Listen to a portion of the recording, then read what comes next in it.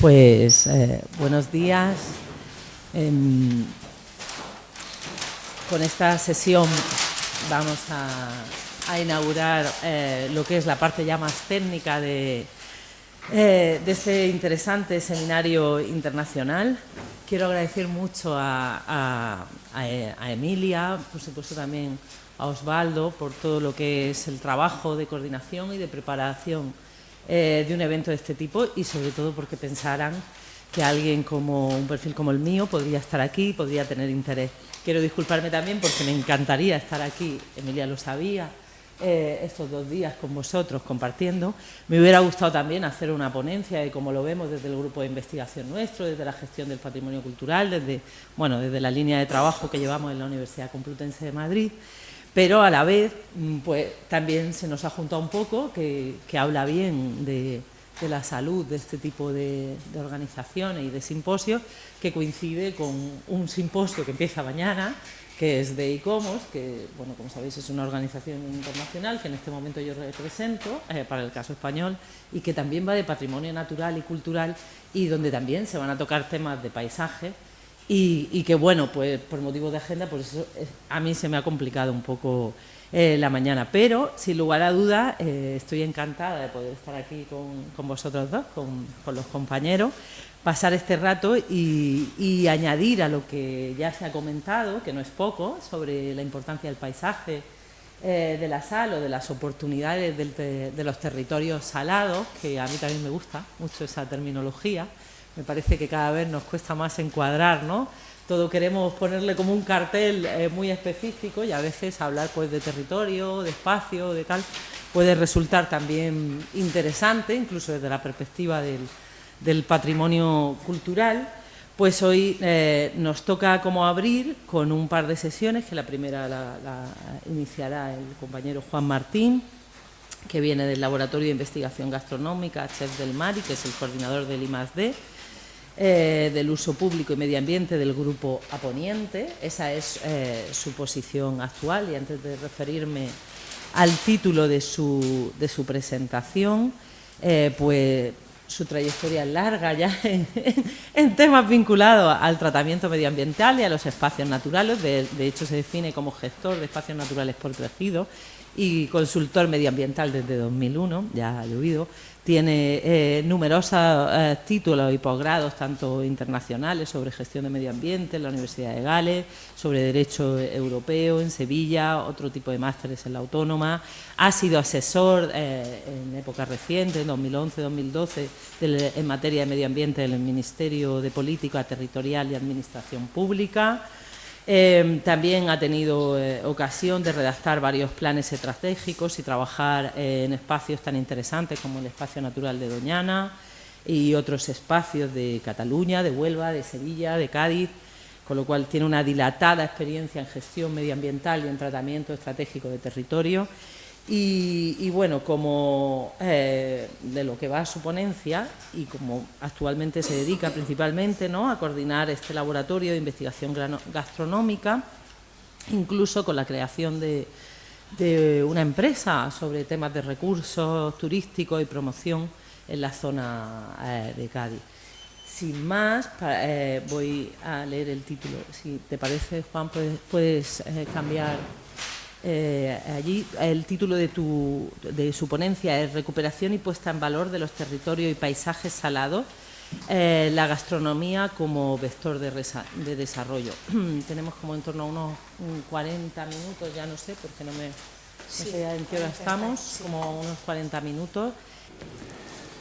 Bueno, muchísimas gracias. A mí esto, la verdad es que estoy muy emocionado de estar aquí y lo digo de corazón porque yo hasta 2006 no sabía lo que era una salina, pero he hecho un poco de mi vida su recuperación y su conservación. Entonces, que una universidad como la Politécnica, que Emilia, Osvaldo, estén trabajando de forma científica y metódica en la recuperación y en la puesta en valor de este patrimonio, es un motivo de orgullo, y la verdad es que, bueno, me siento un poco como como un advenedizo que viene de Cádiz y se cuela aquí en el Templo del Conocimiento. Pero sí lo que quería es un poco contar, bueno, la experiencia que hemos desarrollado en los últimos años. En mi currículum, de lo que más orgulloso estoy, y lo veréis, es de la fundación en 2012 de una asociación muy chiquitita que se llama Salarte, a la que le puse un nombre un poco pretencioso, soy muy pesado, se llama Fondo para la Custodia y Recuperación de la Marisma Salinera, que es un poco el origen de todo y lo que lo está liando todo y poniendo un poco, y ha puesto mi vida patas arriba, ¿no? Incluso renunciando a proyectos muy golosos y muy importantes, incluso a nivel económico, porque no me quiero mover de ese territorio, ¿no? Entonces, bueno, sin más dilación, esto no sé si pasa, pero si no... Lo paso yo, si quieres. No, lo paso yo, no te preocupes. Total, que agradecer y darle la enhorabuena a Emilia. Ella no se acuerda de mí, pero estuve en la lectura de la tesis en Cádiz. Y bueno, insisto que estoy realmente y verdaderamente emocionado en un momento de mi vida en el que tengo más trabajo de la cuenta y que llevo, yo qué sé, no sé cuántos días sin parar y meses. Me he bloqueado 2 días pues, para estar con vosotros porque esto me parece súper importante, porque los cambios ocurren aquí, desgraciadamente no ocurren en medio del fango o de la mafla de la salina, ¿no? Bueno, para empezar tenemos que poner un poco en contexto dónde estamos, ¿no? En un planeta mal llamado Tierra, en el que las 3/4 partes de su superficie son agua y que es un sitio vivo, ¿no? Estamos hablando de que hace no tanto tiempo, hace 300 millones de años, prácticamente la mitad de la península, más de la mitad de la península ibérica, estaba debajo del agua, en ese mar de Teti que lo inundaba todo. Hace unos 10 millones de años más o menos se conforma la cordillera bética. Estamos en un lugar muy importante a nivel tectónico entre las placas europeas, africanas y la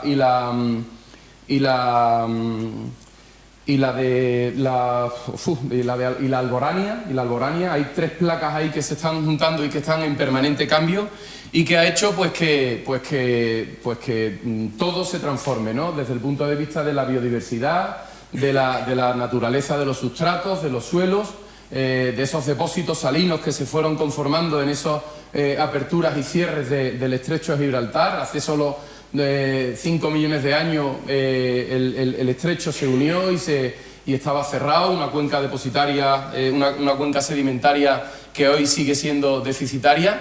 Y fijaros en el sitio donde estoy, de donde vengo, pues bueno, hace solo 2.500 años no existía prácticamente nada de lo que hoy es marisma, ¿no? Precisamente una marisma es eso, ¿no? Es una zona que evoluciona, una zona viva y que va a terminar unos procesos biogeográficos y biofísicos que van a terminar con dejar de ser marisma, ¿no? Y dejar de ser una zona marítimo-terrestre inundable para ser dominio terrestre.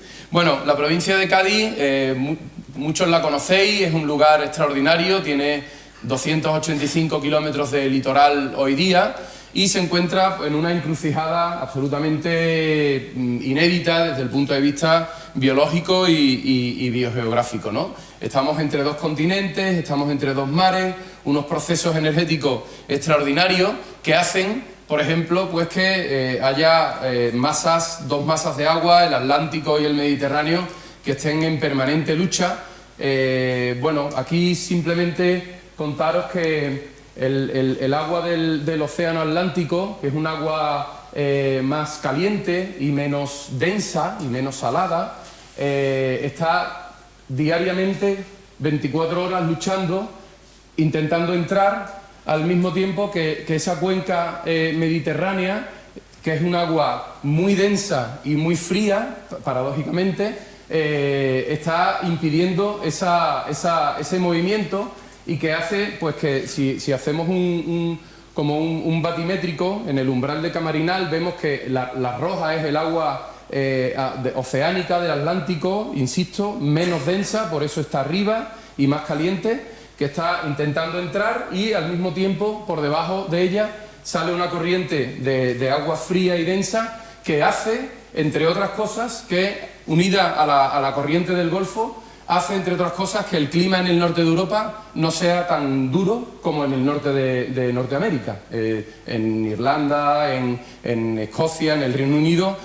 no tenemos unas temperaturas tan radicales, tan drásticas, y es precisamente por ese movimiento, ¿no? Bueno, aquí simplemente quiero poner esto para que veáis un poco esos procesos biofísicos, esos procesos energéticos que hacen que estoy explicando y que determinan prácticamente todo en el sur de Europa, y con esa cinta transportadora que han denominado los científicos, determina o suaviza la temperatura en el norte de Europa. Ahí veis un poco cómo actualmente está diseñado. Esto está tomado esto es ciencia pura. Esto no, de hecho, lo he pedido prestado al GOFIMA, un grupo de investigación de la Universidad de Málaga, con CEIMAR. Veis ahí cómo están esas profundidades tan radicales, solo a unos metros de la costa. Llegamos a 900 metros de profundidad, y vemos cómo esas dos corrientes están luchando permanentemente. ¿Ve? Y eso es un movimiento real, con unas boyas de muestreo que miden esos volúmenes de agua, y cada cierto tiempo, con esos cambios de marea, en la bahía de Cádiz sabéis que todo lo determina la marea. Tenemos casi 4 metros de pleamar de diferencia de carrera de marea entre una pleamar viva y una bajamar escorada, y eso hace pues que se meta una enorme cantidad de procesos energéticos. Esto es otro muy cortito, que simplemente lo que hace es, bueno, esos son los giros del Atlántico una vez que entran en el mar de Alborán, y esos son concentraciones de clorofila. ¿Qué hace todo esto? Pues que nada sea casual. Tenemos en la bahía de Cádiz una biodiversidad extraordinaria. Esos son fanerógamas marinas, son plantas superiores que producen flor y que se reproducen por flor y que están debajo del agua. Hicieron un ejercicio similar al de los mamíferos marinos, conquistando...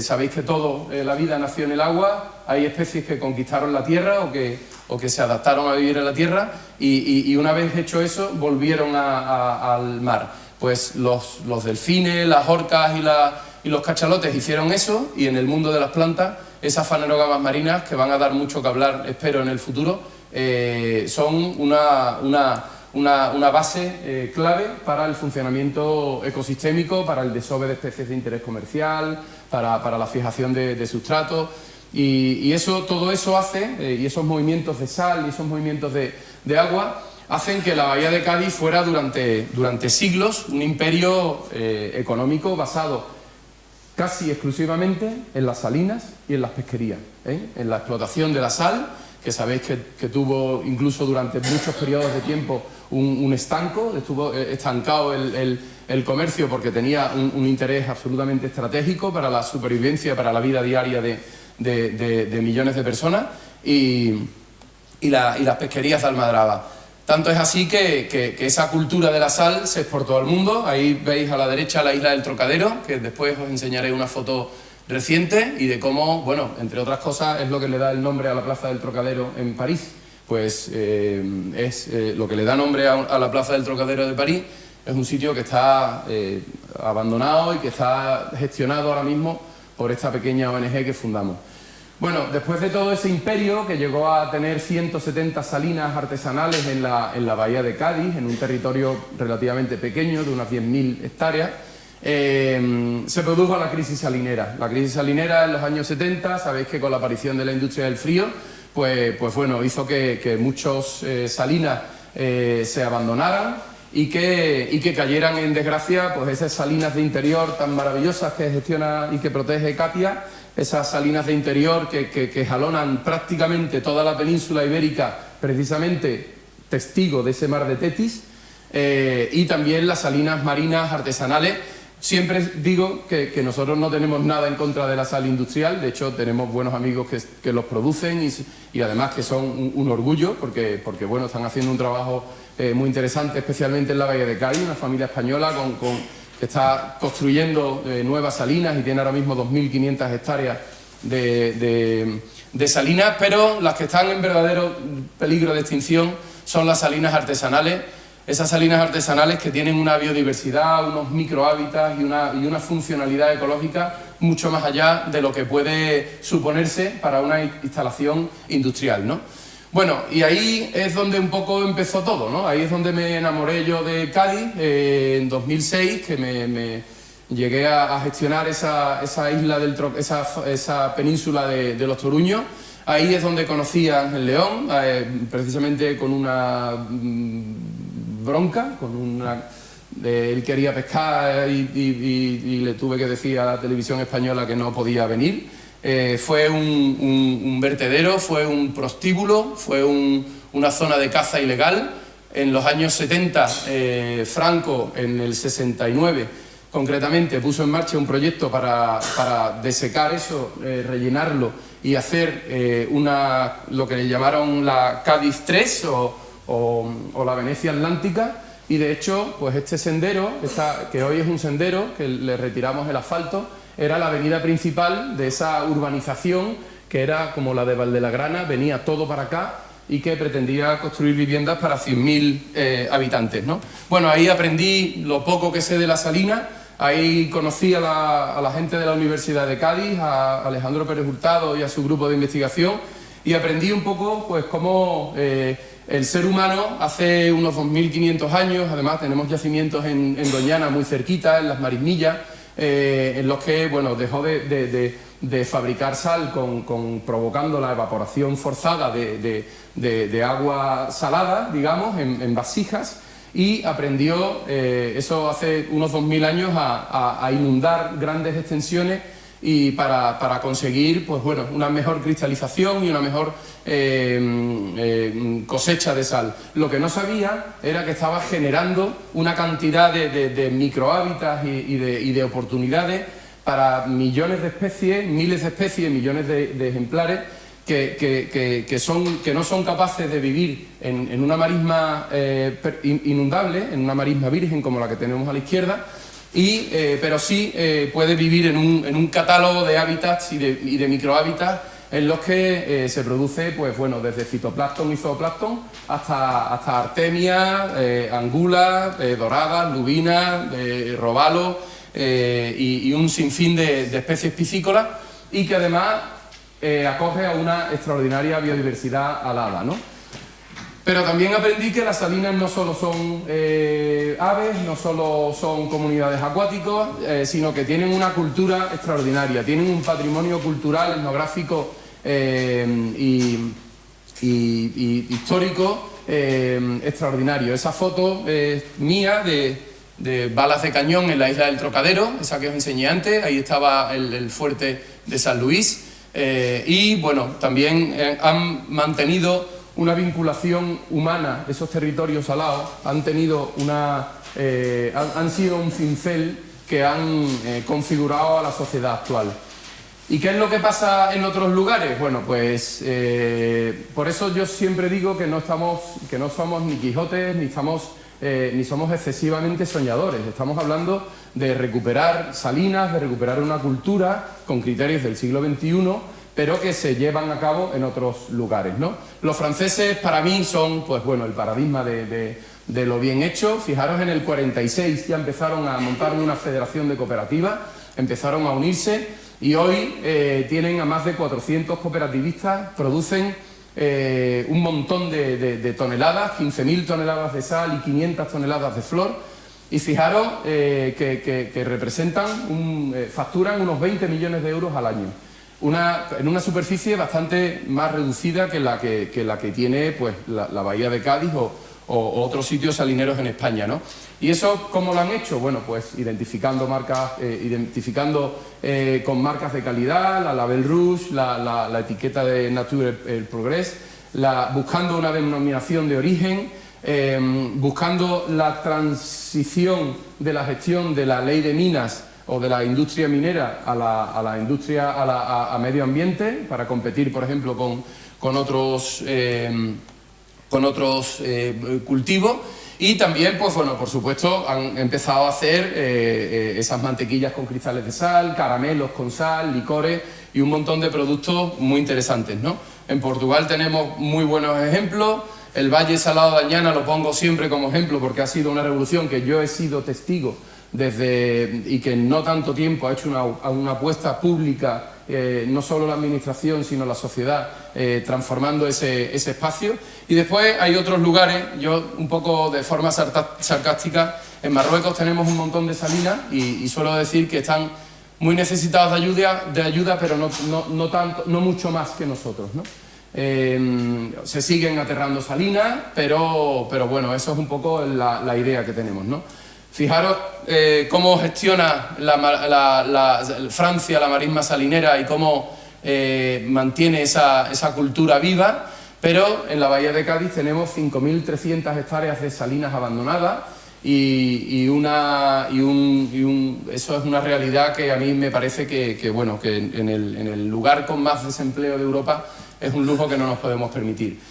Cuando llegué a ese Parque de los Toruños, organicé 2 ferias internacionales de la sal con el pretexto del fin de un proyecto de la Universidad de Cádiz en 2007 y en 2019, y empezamos después, cuando se apagaron las luces, cuando se apagaron las cortinas de esas ferias internacionales en las que trajimos a un montón de expertos de todos esos países. Pues bueno, nos pusimos 2 años a trabajar, entramos en el Congreso de los Diputados, entramos en el Senado, entramos en el Parlamento de Andalucía y conseguimos que después de 3.000 años de existencia, el legislador español se enterara de que existe la sal marina virgen, de que existe la flor de sal y de que hay una sal que tiene menos cloruro sódico que la que estaba defendiendo hasta entonces, ¿no? De todas formas, queda muchísimo por hacer. Y por eso pues nos pusimos en manos a la obra y creamos esa pequeña asociación, Salarte, que suelo decir que es una entidad que no debería existir y que nació fruto de una situación absolutamente no solo dramática, sino vergonzosa de la bahía de Cádiz, por cuanto se ha abandonado por todos los estamentos. O sea, la administración pública mira para otro lado, la empresa mira para otro lado, los antiguos propietarios, los antiguos concesionarios. Pero también la sociedad nos ha pedido decir, oye, yo quiero recuperar mis paisajes salados, yo quiero mi cultura, yo quiero mi patrimonio, mi abuelo me cuenta historias y quiero volver a vivirlas, ¿no? Bueno, pues con esa idea y con ese lema de esa foto que hice en la feria aquella de la sal, como todos los niños que decíamos, por mí, por todos mis compañeros y por mí primero, pues creamos esa pequeña ONG y sin saberlo ni pretenderlo, por supuesto, nos convertimos en la única entidad privada que gestiona una zona de máxima reserva ambiental en Andalucía, ¿no? Entonces, bueno, desde 2004 pues nos hemos puesto, esa es la isla del Trocadero hoy. Esto es una foto con la pleamar. Aquí está Airbus, que me parece fenomenal, aquí está Delphi, es estupendo, pero no se puede depender de industrias que pueden ser deslocalizadas mañana. Pero, sin embargo, esa isla del Trocadero o esas salinas del Consulado o cualquiera otra de las 160, 170 salinas que existían hasta hace 50 años no son deslocalizables. Entonces, a mí siempre me ha parecido fundamental, aunque sí que en este caso hayamos estado trabajando como Quijotes, porque la verdad es que somos una asociación muy pequeñita y que hemos tenido, pues bueno, los recursos, como decía un amigo mío, hasta donde nos llegan las manos, no más.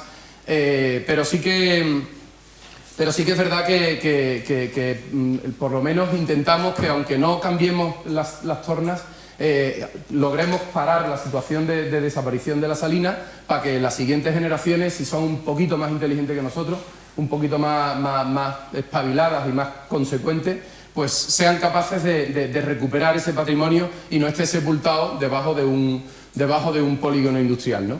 Pero esa clave a mí me parece muy importante. O sea, si mantenemos esos territorios vivos, esa industria de la flor de sal, de la pesca de estero, de la sal virgen, de la gastronomía, del turismo ornitológico, del turismo experiencial, cuando eso se consolida, eso no es deslocalizable, no te lo puedes llevar a Indonesia, a Singapur, ni te lo puedes llevar a otro sitio. Entonces, bueno, esa es un poco la tesis sobre la que trabajamos.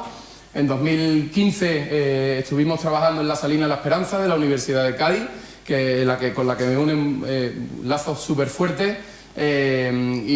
Hicimos un experimento ahí sacando sal. Nunca he vendido sal, nunca he pretendido hacer la competencia a los 4 salineros que quedan vivos en la bahía de Cádiz, pero sí he conseguido engatusar a Ángel León, a Poniente, y meterle por las venas esa cultura salada que él la tenía, lo que pasa que no le había dado forma, ¿no?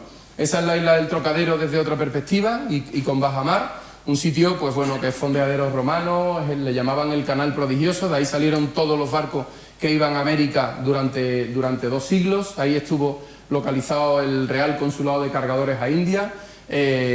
Ahí eso es lo que le da nombre a la Plaza del Trocadero, como he comentado, por la batalla del Trocadero de 1823, que provocó la doctrina Monroe en Estados Unidos. En fin, son cosas tan abrumadoras las que han pasado en ese territorio pues nada, que miramos para atrás y dejamos que haya tráfico de drogas, que haya contrabando de tabaco y que a las 4 espátulas que quedaban criando ahí, pues le peguen tiros. Y le peguen tiros para que no vaya nadie de la Junta de Andalucía, ni ningún ornitólogo con un telescopio a hacer ese seguimiento. Por eso nos metimos en la Salina del Consulado y por eso empezamos a recuperar ese espacio, ¿no? Otro caso aparte es el Molino de Marea, que es una situación, es un caso absolutamente paradigmático, y lo digo de forma, vamos, totalmente de corazón y libre, porque yo no soy empleado de Aponiente, en fin, o sea, es decir, que puedo decir lo que me dé la gana, no me puede echar, pero es un poco lo que justifica, como me dice mucha gente, dice, bueno, y a ti si te gustan los pájaros y te gustan las salinas, ¿tú qué haces? ¿Cuál es tu relación con la gastronomía? Y digo, pues ninguna, la verdad, porque es algo que no es que no me interese, sino que no soy foodie, ni soy gastrónomo, ni soy cocinero, pero es una alianza absolutamente extraordinaria, porque la cocina, y en el caso concreto de Ángel León, es un altavoz extraordinario para la biodiversidad. Entonces, fijaros qué locura, ese fue el molino de mareas más grande del sur de Europa, tenía 18 piedras molineras, se creó en 1815 y durante 40 años o 50 años ha estado abandonado, sirviendo como almacén para tractores viejos, para maquinaria vieja, para lonas de las casetas de las ferias, almacén municipal, por supuesto, no era del ayuntamiento del puerto de Santa María, y estuvo pues eso durante 40-50 años abandonado. Y lo que tenemos a la derecha es lo que tenemos a la izquierda es la estación de tren del puerto, lo que tenemos al norte se llama Polígono La Salina, extraordinario ponerle el nombre, y además hay otro que se llama Las Salinas de Levante y Las Salinas de Poniente, y justo lo que vemos a la derecha es era la Salina de San José, convertida durante 20 años en un vertedero oficial, no de Strangis como se podría decir, ¿no? Entonces, Ángel, con su obsesión de meterse en el mar, no solo se conforma con querer quedarse en el puerto de Santa María y renunciar a ganar dinero y a poder pagar las nóminas de los 70 empleados que tiene. En Madrid, en Barcelona, en cualquier otro sitio podría tener listas de espera, esa lista de espera que tienen muchos cocineros, pues no contento con quedarse en el puerto de Santa María, que para muchos de vosotros puede ser una maravilla y tener un recuerdo extraordinario, pero la verdad es que de unos años o de unas décadas a esta parte está en caída libre. Se propuso trasladarse a ese molino de mareas, ¿no? Entonces, después de hablar con un montón de gente, me llamó y me dijo, oye, Juan, me han dicho todo el mundo que tengo que hablar contigo porque yo quiero trasladar mi restaurante al molino de mareas. Digo, ya hicimos un intento en ese Parque de los Toruños, en otra marisma abandonada, pero cuando me dijo eso, digo, oye, me decía, ¿tú puedes hacerlo? Y yo le dije, yo sí puedo hacerlo. Lo que no tengo tan claro es que tú quieras trasladar un negocio de 2 estrellas Michelin o de 3 estrellas Michelin a un vertedero, a un sitio en el que está rodeado de naves abandonadas, esos son techos de uralita, esto es otra nave abandonada donde vive gente, aquí hay 2 o 3 prostitutas, no hay un saneamiento en condiciones, no hay un abastecimiento eléctrico en condiciones, tenemos nuestro propio generador, o sea, imaginaros, para cuando se va la luz. Entonces, yo le hice esa pregunta, que ahora estoy medio bien vestido, pero a mí lo que me gusta de verdad son las botas de agua, los prismáticos y estar en la marisma. O sea, todo lo demás lo hago para hacer eso. O sea, si tengo que trabajar en el ordenador, lo hago para por las tardes o los fines de semana poderme ir al campo. Entonces, yo le dije, ¿tú estás seguro, de verdad? Porque me parece un poco aventurado, ¿no? Me dijo, no solo no estoy seguro, sino que es que voy a por eso. O sea, si quieres me lo haces y si no, pues me busco a Superman o a Mazinger Z para que me lo consiga. Entonces, pues bueno, años después se consiguió, pues con ese programa de usos, el Molino de Marea es una zona de dominio público marítimo terrestre, salió a concurso y nos presentamos con ese proyecto, ¿no? Con un criterio de investigación, de formación, de emprendimiento y un programa de uso público absolutamente envidiable, ¿no? Y lo digo eso porque además a Poniente tiene 3 epígrafes. Tiene el epígrafe de ADECOME, que es lo que paga las nóminas, las 70 nóminas que abren y cierran la puerta todos los días y que permite que eso esté vivo. El epígrafe de la formación, porque es escuela de formación. Y el epígrafe de la investigación. Estamos ahora mismo en 4 proyectos de investigación así oficiales, por detrás o de forma directa nosotros con grupos de investigación de la Universidad de Cádiz, con el CSIC, estamos en otros proyectos, pero estamos en 3 proyectos grandes y bueno, esa foto es la invención, digamos, de los embutidos marinos que se producen en ese molino de marea diariamente, embutidos hechos al 100% con pescado, no tiene ni una gota de carne terrestre. Otros proyectos que hacemos con entidades, con otras entidades científicas, probando con nanoclorosis, con artrospira, con dunalielas, con distintas microalgas. Esa es la salina de la Tapa que está justo enfrente, esa foto es de hace 4 meses más o menos, 3 meses.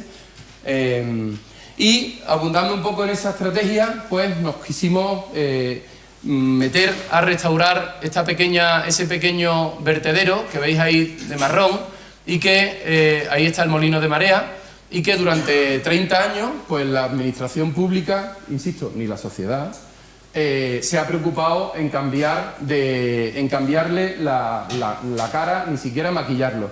Eso desde la declaración del Parque Natural Bahía de Cádiz está declarado como zona degradada y si no viene Ángel León y Juan Martín, eso sigue otros 60 años degradado. Estoy intentando también dar un poquito de pildorazos porque la administración es lo que nosotros queramos que sea. Y si empujamos, y si impulsamos, y si intentamos hacer cambios, a lo mejor en un alto porcentaje no lo conseguimos, pero si conseguimos una pequeña parte, pues sí, pues estaremos satisfechos, ¿no? Y este proyecto, y me voy a adelantar, este proyecto, solo eso hace que haya merecido la pena que fundáramos en 2012 Salarte. Porque, bueno, es la demostración de lo posible, ¿no? Esa es una foto de la Salina San José en el 56, aquí está el molino de nuevo, volvemos al molino, el polígono Las Salinas no existía, afortunadamente, pero la tapa sí, y todos los cambios que se le había hecho al Guadalete también. Hay una foto con un poco más de detalle, pero fijaros, que esa foto ya os suena y la habéis visto antes, fijaros cómo estaba. Si lo vemos desde el aire, pues bueno, puede estar así como mola, ¿no? Está chulo, porque está inundado pero esto estaba absolutamente lleno de basura, de plásticos, de residuos, y no pongo alguna foto hoy de una zona de aquí porque me da vergüenza. Bueno, la puse en el Congreso de Ornitología el sábado, pero vamos.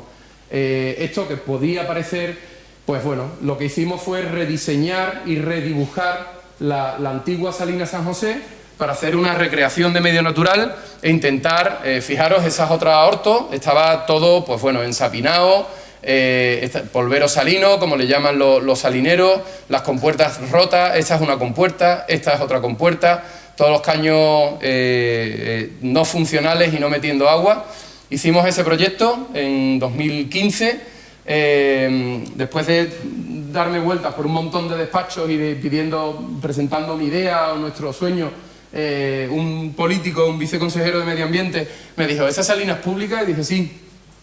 Y me dice, pues mira, han sobrado unos fondos europeos que no hemos ejecutado y los tenemos que devolver. Si me presentas en un mes un proyecto, lo hacemos, lo ejecutamos, porque no le tenemos que pedir permiso a nadie.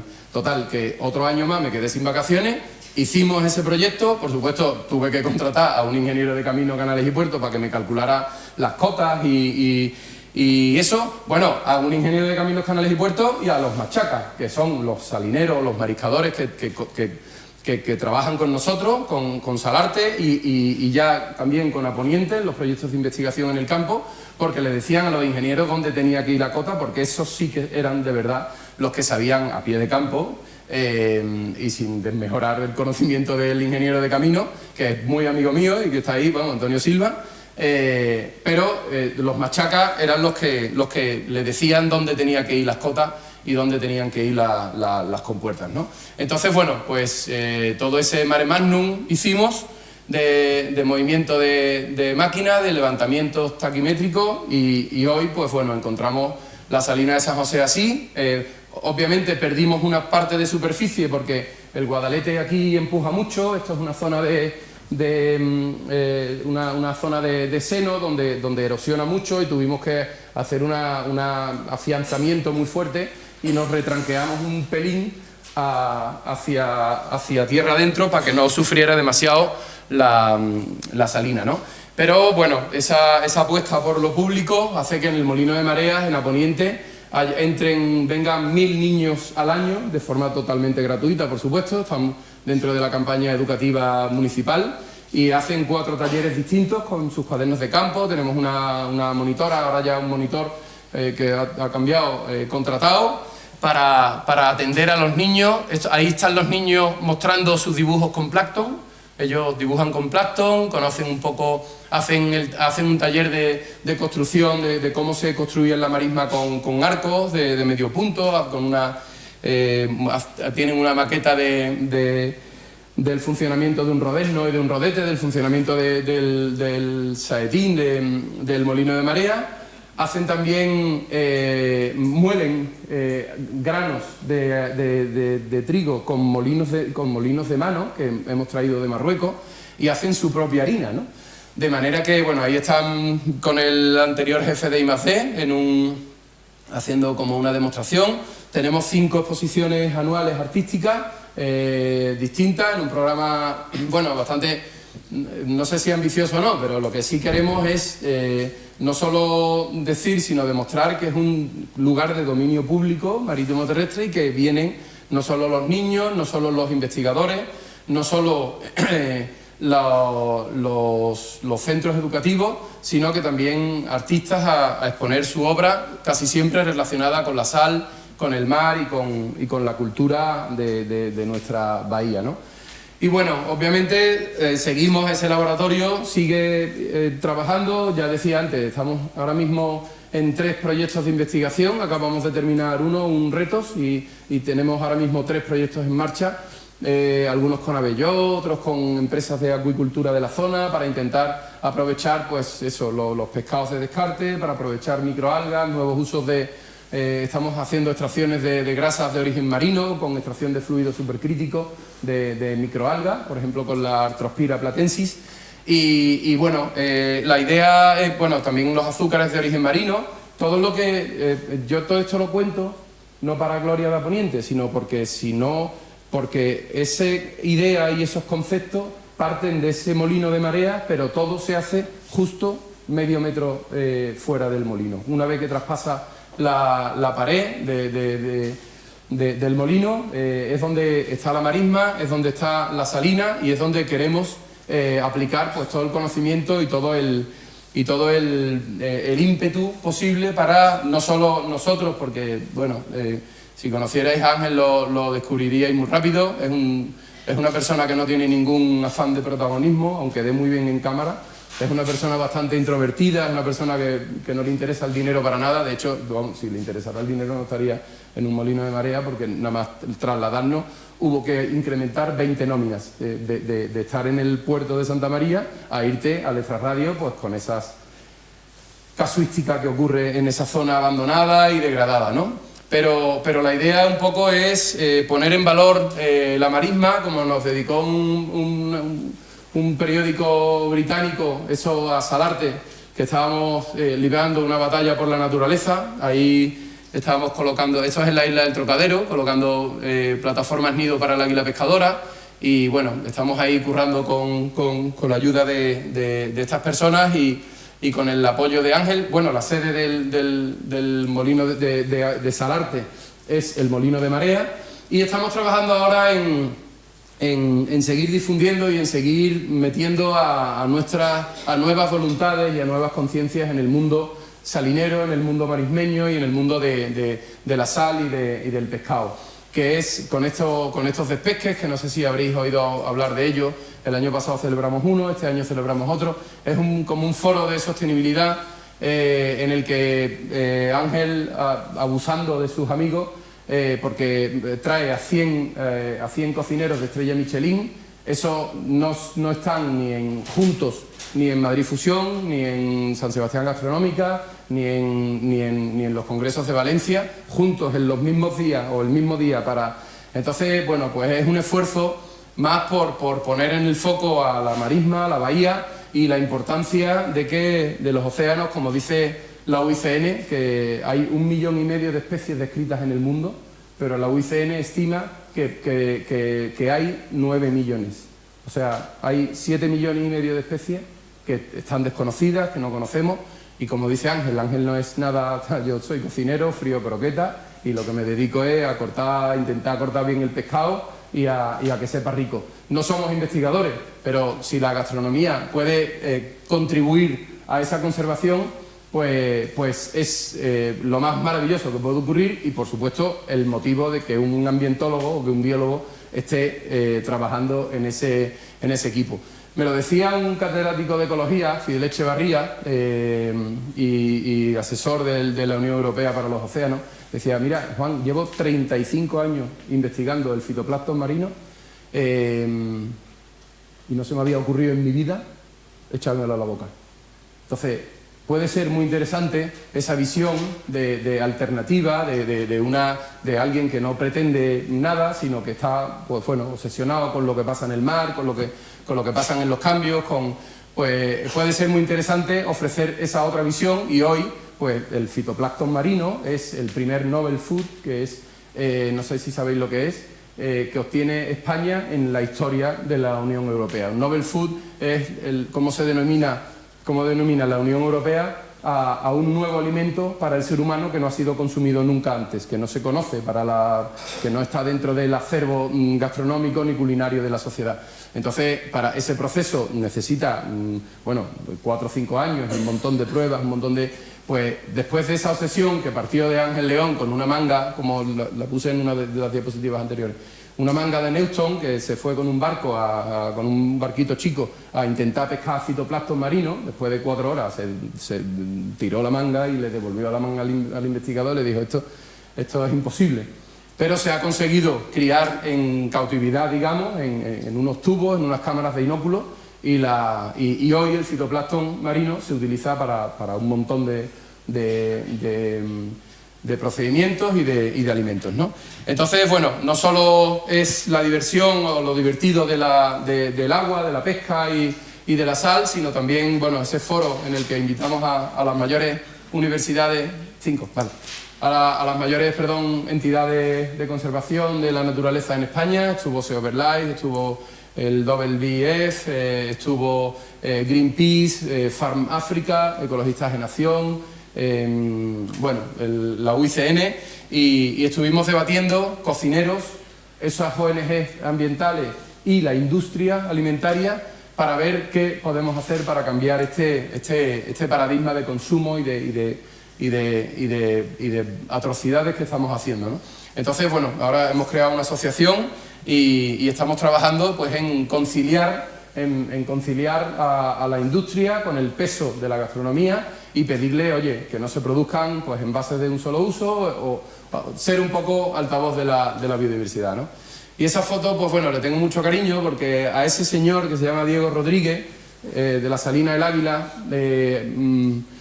bueno, está a punto de dejarlo todo, ya por jubilación, y yo le suelo decir que ese es nuestra especie en peligro de extinción, el salinero, con esa cultura, con ese acervo, con ese patrimonio inmaterial que tiene en la cabeza de cuándo tomar mareas, de cuándo soltar arronces, de cuándo cosechar la flor. Pues bueno, eso es lo que de verdad tenemos que cuidar, y si para algo sirve la gastronomía, si para algo puede y en algo puede contribuir la gastronomía, pues bienvenido sea, ¿no?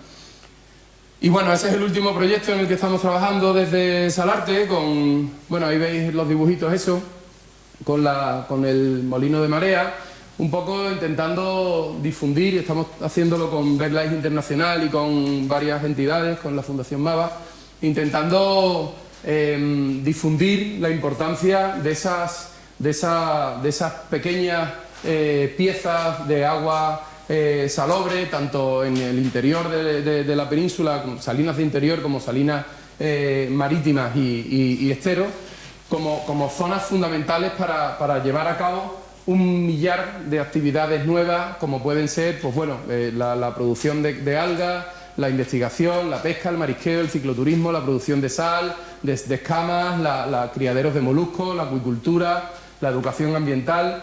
En definitiva, tenemos que ver un poco, bajo mi punto de vista, después de tantos años chocándome contra un muro y fracasando, porque hemos fracasado en la isla del Trocadero, se nos ha roto lo que hemos hecho, después de invertir 70.000 euros en un... por supuesto, ya termino. Pero que todo esto no son caminos de rosas, obviamente. O sea, he contado un poco, si no tengo que estar aquí 2 días.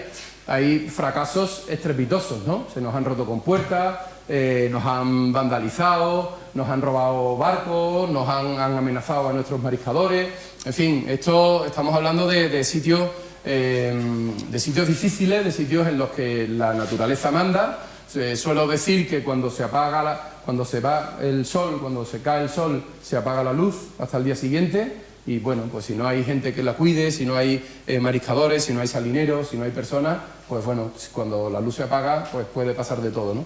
Entonces, bueno, estamos intentando ser, a través de la gastronomía, un altavoz para la biodiversidad, y la salina consideramos que es una pieza clave, fundamental, para no solo obtener renta, riqueza y empleo, sino también para unir cultura, unir saberes y unir voluntades a lo largo de todo el mundo, como pone de manifiesto la jornada. Así que muchas gracias por invitarme y estoy a vuestra disposición.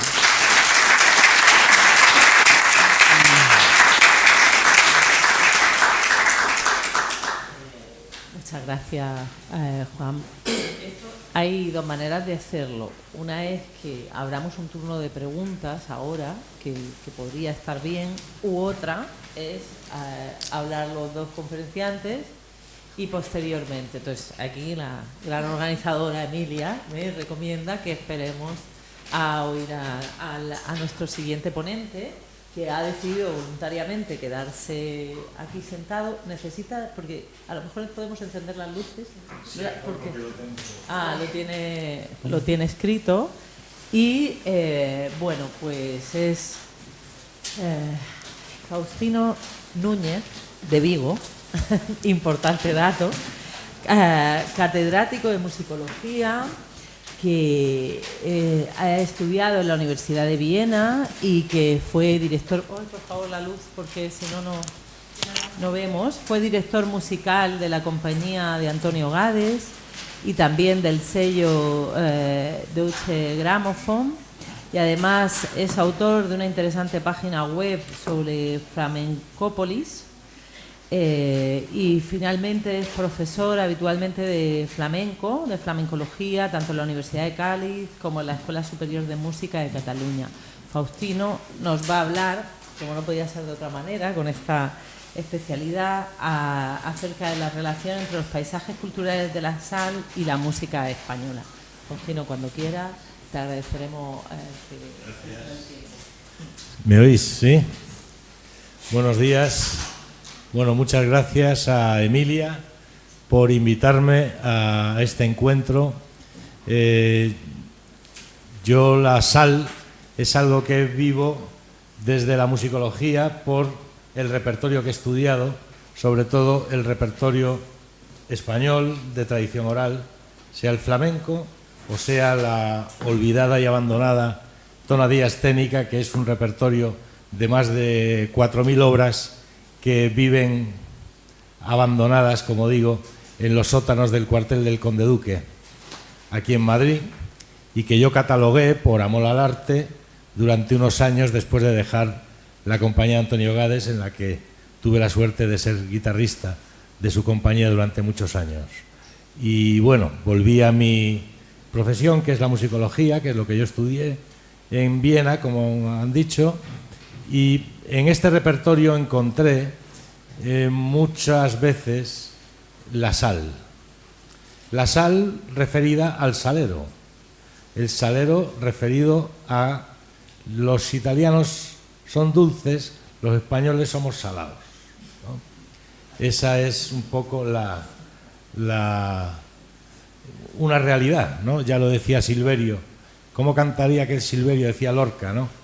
La miel de Italia y el limón nuestro, ¿no? Hablando un poco de que lo dulce está más emparentado con los italianos, yo diría con las italianas, ¿no? Y lo salado con las españolas, ¿no? Las españolas son saladas. Esto nos lo han dicho muchas veces, ¿no? En mi tierra, yo soy de Vigo, ¿qué saladiño eres? Es algo que se dice continuamente, ¿no? Qué dulce, sí, es algo que se suele decir también. Qué persona más dulce, ¿no? Pero no hay comparación en que te digan qué persona más dulce a que te digan qué persona más salada, ¿no? Más salada, ¿no? Porque eso lleva lo que es el donaire, lo que es la gracia, lo que es el estar vivo, ¿no? Que es algo que caracteriza nuestro carácter, ¿no? El temperamento, y esto queda reflejado en la música continuamente. Yo, como especialista en flamenco, que es la música que más he estudiado y a la que más tiempo he dedicado, aunque sea gallego, como decía mi querido amigo Javier Osuna, no hay nada más gaditano que un gallego. Y bueno, vuelvo como Juan, ¿no? Como Juan ha estado ahí hablándonos de CAI y de los puertos, pues yo también me voy a mover en ese terreno, ¿no? Con estas letras que abundan por alegría, que los gitanitos del puerto le dicen a los de CAI a cuánto vendéis la libra de la sal que derramáis, ¿no? Esto como ejemplo en una letra de los gitanitos del puerto le dicen a los de CAI, que en teoría los de CAI son los que más sal tienen, pero no porque en Cádiz capital estén las salinas, que precisamente están en el puerto, en Puerto Real, en la isla, sino porque la potencia económica de Cádiz capital, por su relación con América, obviamente, propició desde siempre una actividad cultural muy activa con sus 3 teatros del Balón, del Circo y del Principal en un siglo XVIII y sobre todo en el XIX, donde cualquier cantante, cualquier músico que quisiera ser aceptado en la corte, es decir, en Madrid, tenía que pasar antes por Cádiz. Si Cádiz le daba el visto bueno, entonces tenía categoría para subir a Madrid, a trabajar en los Caños del Peral, en el Príncipe o en la Cruz, en los muchos teatros que había en la capital, ¿no? Lo mismo ocurría con La Habana, cuando se querían hacer las Américas. Los músicos españoles que iban a América pasaban por La Habana, por el Teatro del Tacón, y si el Tacón decía que sí, entonces podían continuar a hacer las Américas, ¿no? Y si no daban la talla, no llegaban a la tierra firme, ¿no? Sino que se quedaban y se volvían de La Habana otra vez para España. Entonces, en estos años que dediqué al estudio, ya digo, por 0 euros, porque la investigación en musicología, si la música es la última M, la musicología es la última M de la música, ¿no? Entonces, los que nos dedicamos a esto lo hacemos por amor al arte y porque a todo investigador, esto es común a todos nosotros, y el poder lo sabe muy bien, se aprovechan de nuestro afán por estudiar, porque ellos saben que aunque no nos paguen lo vamos a hacer, porque tenemos pasión por eso. Entonces se aprovechan de eso. Y bueno, el hecho es que yo llevo toda la vida investigando y estudiando la música española en general y la música andaluza en particular, y nunca he recibido una ayuda de nadie, y eso que tengo más de 20 libros publicados que tampoco dan dinero, obviamente. Menos mal que uno pues sabe buscar las lentejas, y como músico he podido pues vivir, ¿no? Os voy a leer algunos ejemplos de tonadillas, ¿no?, de sainetes, de entremeses, de este repertorio que está en el Conde Duque.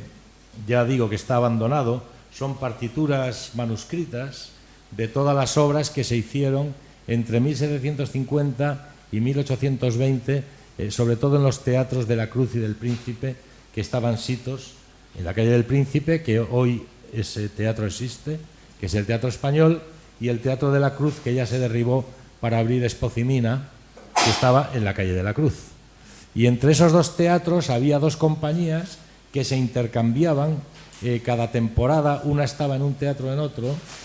Eran conocidos como los chorizos y los polacos, que eran competencia, tenían sus clubs de fans. A las majas, a las tonadilleras, iban a su casa a lavapiés y las llevaban en hombros hasta los teatros. Era un Madrid castizo, un Madrid, digamos, antifrancés en el sentido cultural, ¿no? Ya desde 1700, con el cambio de corona, aquí hubo una presencia demasiado grande de la música italiana, sobre todo, y de las maneras francesas, y a mediados del siglo XVIII surge un grito de indigenismo, que después surgirá también un siglo después con el flamenco, que no es otra cosa que otro grito de indigenismo, pues contra una invasión cultural que se consideraba no comparable a la española, que tenía una tradición milenaria, como es sabido desde las bailarinas gaditanas que se llevaban los romanos al foro de Roma para que hicieran las delicias bailando y cantando. Entonces, en estos dos teatros se hicieron durante 70 años tonadillas, que eran entremeses que se hacían entre las comedias. Los actos de las comedias se hacían unos pequeños intermedios, que eran tonadillas o entremeses o sainetes. Se conservan por miles, como digo, las partituras manuscritas. Yo analicé ese repertorio que está medio abandonado, por no decir, vamos, yo he abierto cordeles de tonadillas que estoy seguro que desde que se cerró en 1770 no se volvió a abrir, hasta que hice así. Y bueno, ahí yo tengo una vela en mi casa hecha con las gotas de cera que estaba en las partichelas de los violines, de los instrumentos. Claro, se iluminaban los atriles con velas y caían las gotas de cera, y yo iba sacándolas, y durante 5 años pues al final me he hecho una vela del Teatro de la Cruz y del Príncipe. Bueno, entonces en este repertorio me llamó mucho la atención. Yo lo hice por estudiar los antecedentes del flamenco, que por supuesto hay que buscarlos en la música española, en la música andaluza en concreto, y ahí me encontré el protagonismo absoluto de Cádiz con respecto a cualquier otro sitio. Los héroes de aquellas obras son las majas y los majos, frente a los usías, a los petimetres, a los afrancesados, a toda esta gente que iba pues un poquito a la moda cortesana. Y por otra parte está el pueblo, orgulloso de su casta y sabiéndose muy diestro en cuestiones de baile y de canto, porque nos podrían enseñar muchas cosas, pero el español no admitía que le enseñaran a bailar y a cantar, porque durante mucho tiempo se pensaba que eso lo habíamos inventado nosotros. Entonces no venía a venir un italiano a enseñarte a bailar, o un francés, ¿no? Y lo decían continuamente, Vale más un respingo y un taconeo que todas las piruetas del minueto, ¿no? O sea, esto era algo que se llevaba muy a gala. Después ya llegó el 98 y llegó el siglo XX y se ha cambiado todo hasta el punto de que donde menos gusta el flamenco hoy es en España, ¿no? Siendo el género más internacional. Yo con Gades tuve la suerte de visitar, darle 4 vueltas al mundo y llenar teatros en el mundo entero, y cuando veníamos a Madrid había filas enteras vacías. Por eso Antonio decía: España, cuánto te quiero, pero en postal. No veníamos aquí porque donde gustaba lo nuestro es fuera, realmente. Y sin, ¿eh? Bueno, ya, pero es una pena que un género tan universal como el flamenco esté considerado en España de una forma tan... Bueno, hay 11.000 escuelas de flamenco solo en los Estados Unidos, ¿no? Pero bueno, el Día Internacional del Flamenco fue el pasado día 16. Televisión Española no dedicó ni un minuto, ni una película. Por la noche podían haber puesto Carmen de Saura, no sé. Nada, cero. Ahora, a Alaska y su marido los tenemos continuamente, porque la movida madrileña es así que se le da todo el... ¿no? Yo creo que dentro de 2 siglos, cuando se estudie la historia de la música española, la movida madrileña estará en el estrato más bajo de la calidad de nuestra música. No hay más que ver nuestra historia musical, que es brillante, ¿no? Pero claro, dejar a unos gamberros y darle una guitarra. Lo digo porque yo he vivido la movida, la vi nacer entera. Para que yo en el 82 me fui a Viena y me libré. Bueno, os voy a leer algunos fragmentos de estas tonadillas. Una tonadilla de José Castel se llama La gitana pobrecita, una tonadilla a solo, es decir, que se canta por un solo personaje, en 1770 aproximadamente. Esta viene sin fecha, pero al ser de Castel tenemos controlado a este compositor. Son unas seguidillas que dicen: el garbo y lo salado de una gitana no lo tiene en el mundo persona humana. Sal salerito, este es barbito, aire y más aire, este es donaire. Chichitrú, chichitrú, viva el rechiste de la gitana. Sal salerito, este es respingo, aire y más aire, este sí es baile. Que bailan las gitanas con 2000 sales. Tener sal es lo que te da categoría en este mundillo. En la miscelánea, otra tonadilla, esta de 1808, anónima, dice: ay que merengue tiene ese dengue, ay que jaleo tiene el meneo, resuene el pandero, resuene la gresca, y viva y reviva nuestra gitanesca, que es la sal de España y toda la tierra. Las aventuras del gitano, 1774, tonadilla a dúo del gran Pablo Esteve. Esteve compuso más de 800 tonadillas, que si las juntamos equivaldrían a 90 óperas. Bueno, pues busquen en los libros de música española del siglo XVIII y no encontrarán a Pablo Esteve por castizo.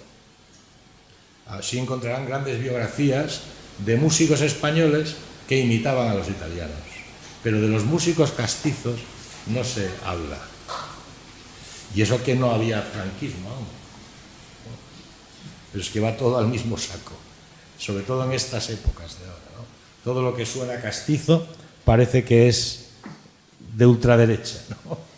No tiene sentido ninguno, ¿no? Pero es lo que hay. La aventura del gitano dice: cuando estoy malo, este jopeo me pone sano. Orandito y andero a mi camaradita quiero. Ea janda, que eres la sal de España. Anda gea, que eres como una parola. Ay mi hechizo, que eres la reina del gitanismo.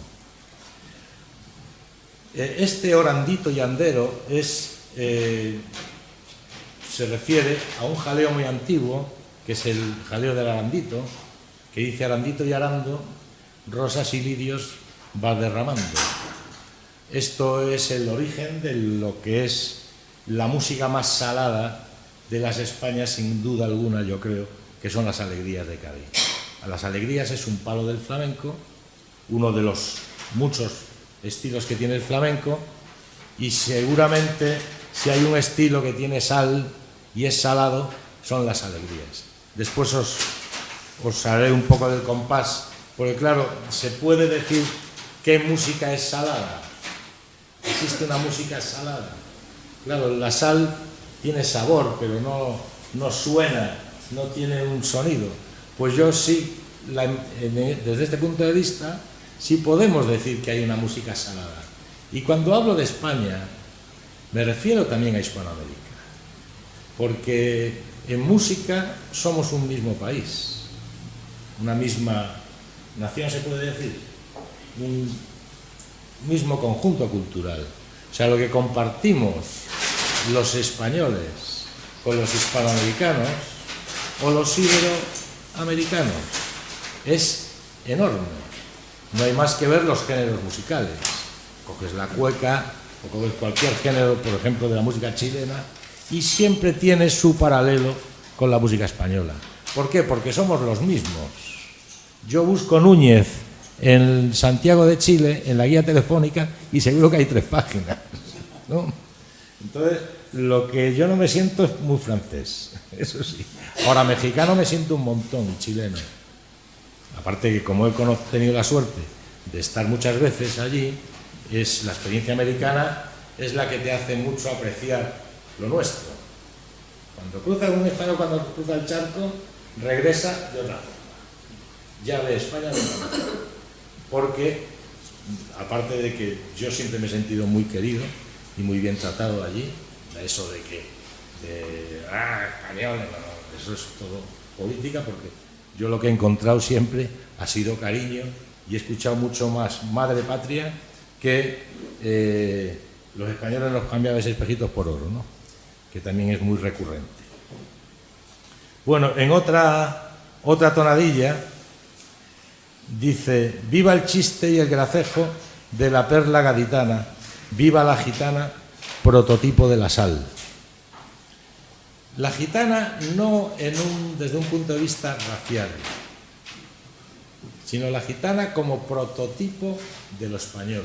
Porque en esta época lo gitano, no el gitano, sino lo gitano representa un poco lo exótico, la mezcla, el mestizaje de todas las culturas españolas, donde mejor queda reflejado es en el gitano. Daos cuenta que en España hemos dividido un país tan mestizo como el español, y más en concreto Andalucía. Tú te sientas en las plazas de las Tendillas de Córdoba y ves pasar la historia de España por delante, ¿no? O sea, ahí hay un mestizaje bestial que creo que es un motivo de orgullo. Pues este mestizaje en España lo hemos arreglado muy fácilmente. Payos y gitanos, ya. ¿No? Fíjate que las castas, ¿no? En Perú hay libros de castas, ¿no? Que decían negro con blanco, mulato, mulato con lobo, lobo con... y sacaban todas las mezclas, ¿no? Indio tal, mestizo, mestizo con mulato tal, le ponían nombre a todas las diferentes castas. Aquí lo hemos arreglado con payos y gitanos. ¿Qué quiere decir? Que no es una realidad, ¿no? Ni hay payos puros, ni hay gitanos puros. Tú en Jerez eres gitano si naces en una calle, si naces 2 calles más para allá eres payo. No, o sea, Lola Flores, por ejemplo, es paya, no es gitana, ¿quién lo diría? ¿No? Pero claro, Lola es que nació en una calle que no es de gitanos, la que es de gitanos es la que hay 2 calles más para allá. Entonces, no es una cuestión racial, de ADN ni estas cosas, aunque la flamencología y en general la sociedad ha querido llevarlo a ese terreno. Cuando hablamos de gitanos en este repertorio, y en el flamenco también hablamos de los depositarios de todo un mestizaje milenario de la cultura española, donde interviene, por supuesto, los moros, que es como se les llama, porque claro, los árabes, no todos los moros son árabes. Hoy moro tiene un sentido peyorativo, pero de toda la vida le hemos llamado moros, es un nombre genérico a todo lo que venían pues desde Egipto, Marruecos. Tú dile árabe a un marroquí, te dice, no, yo soy bereber, ¿cómo no me vas a llamar árabe? ¿No? Entonces, no digo árabe, sino todos los moros, que fueron muchísimos y que muchísimos se quedaron, ya lo dice la letra, mora de la morería, Juanola la puso el cura, Juanola para toda la vía. ¿No? De eso es así. ¿Y cuánto se repobló el Sacromonte de gitanos? No se sabe. Lo que sí se sabe es que el Sacromonte era el barrio moro de Granada. Y hoy son gitanos, lo llamamos gitanos, ¿no? Digamos que ser moro no estaba bien visto, sobre todo a partir de 1609, con la expulsión, ¿no?, de los moriscos. Entonces ya muchos gitanos son realmente moriscos. Entonces toda esa mezcla tan enorme se personaliza, sobre todo a mediados del siglo XVIII y durante todo el XIX, en lo gitano. Y es el prototipo de la sal, como dice esta tonadilla, ¿no? Viva la gitana, viva la perla gaditana, viva la gitana, prototipo de la sal. ¿Por qué en Cádiz se sitúa el gitano? Bueno, es famosa la gran redada que hubo en 1749 de gitanos de toda España que se mandaron a los diferentes arsenales de la Marina Española, que eran Cartagena, Ferrol y La Carraca en San Fernando, en la isla, ¿no? Esto propició que se juntaran muchos gitanos mediados del 18 en esa zona y ya no volvieron, se quedaron allí, porque quien va a Cádiz no se va, ¿no? Si tú vas a Cádiz ya no te vas, ya te quedas en Cádiz, ¿no? ¿Dónde vas a ir? El fandango del Candilejo es un sainete de 1768. Dice, ¿vale más un fandango de Candilejo? Un fandango se refiere a una fiesta, no al género, sino a una fiesta.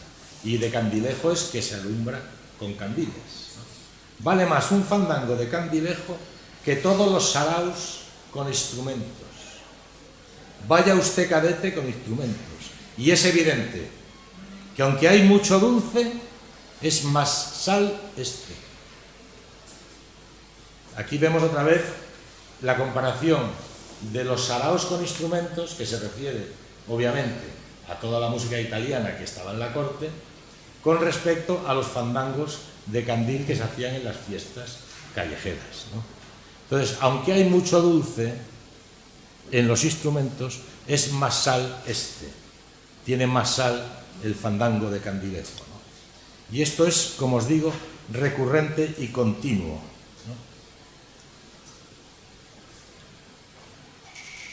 Aquí está de Rubor Llena, tonadilla solo de Blas de la Serna, otro de los grandes compositores olvidados. Este era un navarro que compuso también casi 1000 tonadillas y está prácticamente olvidado. Y dice, un alegreto, dice, y yo era más maja, y que no es mentira, que una fiesta de toros de Andalucía. Me acuerdo que un día me desafiaron 2 o 3 gitanas a reñir bailando. Le di la guitarra a mi resalao. La tocó con aire y yo con garbo bailé estas seguidillas a los gitanos. Mi gitano se va a Cartagena y a la feria no me quiere llevar, porque dice que soy resalada y en los puertos hay falta de sal. O sea, la sal ya no es solo que sea salado, sino que tú vas rezumando sal y si tú te acercas a algo, lo salas, ¿no?, por el salero que tienes.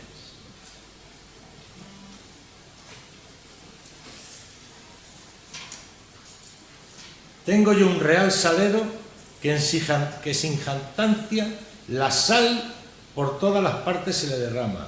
Se da un columpio, echar una planta, mirar de soslayo, decir 2 churradas y una rea Manolo que a todos mata, pues la palma me llevo de puro maja. Las majas eran las que fumaban habano y escupían de lado y se ponían en jarras. A una majota de estas no había quien le hiciera, se le pusiera chula. Es lo que después se llamará, un siglo después, el chulapo, con la zarzuela. El chulapo tiene su antecedente en estos majos, que son hombres y sobre todo mujeres de rompe y rasga, y que no hay quien les levanta la voz. Y sobre todo después se encarnarán en la Carmen de Mérimée y en este prototipo un poco de la española rompecorazones, y sobre todo desde el punto de vista del feminismo es la primera gran representante de la emancipación de la mujer como persona libre.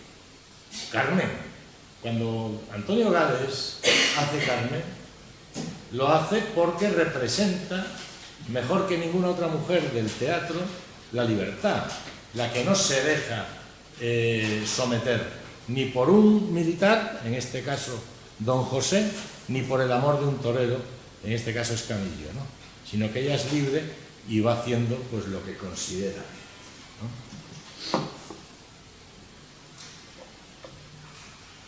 Los gitanos y los payos, sainete y tonadilla de 1776, de Pablo Esteve. Los gitanos tenemos vida particular, todo el día alegría, todo el día bailar, todo anda chiquilla, baila con sal, que es tu respingo lo que no hay. Bailar con sal. Bailar con sal no hay más que ver a los flamencos. La pura actitud de un flamenco es bailar salado, es moverse salado, ¿no? Tú ves a un bailador, una bailadora, y esos desplantes que hacen, eso es la sal. Eso no lo tienes en otras culturas europeas, ¿no? Donde el baile es mucho más, digamos, elegante. El nuestro es un baile de ruido, de bulla, de zapatazo, de taconeo, de pito, de ole y de desplante, y de chulería, y de chanza, y de donaire. Eso es la sal. Eso es tener sal. Claro, eso está en cierta forma mal visto, ¿no? Porque claro, es lo que los intelectuales, vamos a llamarle culturetas, ¿no? Los culturetas que abundan en nuestro país odian todo lo que tenga que ver con, ellos lo llaman la España de pandereta. Esto a los gallegos en particular nos sienta muy mal, porque somos el país de la pandereta.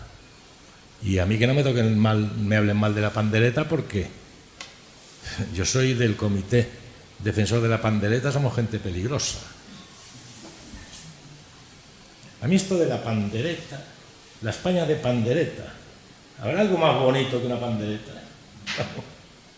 No, pues se dice así como la España de pandereta. Algo muy recurrente es lo de la caspa. La caspa, ¿no? Se dice que la zarzuela, por ejemplo, que es un género absolutamente desahuciado, las zarzuelas que no pueden ser más bonitas, las zarzuelas, pues están totalmente olvidadas. Bueno, aquí tenemos un teatro de la zarzuela que se hace de todo menos zarzuela. Bueno, últimamente parece que están haciendo alguna más, ¿no? Pero tú escuchas el Barorío de Lavapiés o Agua, Azucarillos, Aguardiente o cualquier zarzuela, que hay miles. Aquí todo se deja como, es un género menor. En cambio se recuperan óperas de tercera regional escritas por compositores de cuarta división, pero como pone ópera, la reconstruyen, la estrenan. En cambio hay zarzuelas como El tío Canillitas, que es una zarzuela gitanesca, que tuvo un éxito arrollador en mediados del 19, que está totalmente olvidada. Y esto ocurre continuamente. Disculparme el tono reivindicativo, pero es que, Emilia, lo siento, pero es que tengo que aprovechar estos foros también, ¿entiendes?, para dar el meeting de la urgencia, igual que nos hablaba Juan, ¿no?, de la urgencia de recuperación de un patrimonio. Esto también es nuestro patrimonio cultural, ¿no? Y un patrimonio que es admirado en el mundo entero, en el mundo entero. Bueno, tengo muchísimos ejemplos de tonadillas. Tengo un libro que se llama guía comentada de música preflamenca, que, bueno, es un arma arrojadiza porque pesa un montón, tiene 800 páginas. Si os interesa, ahí podéis ver.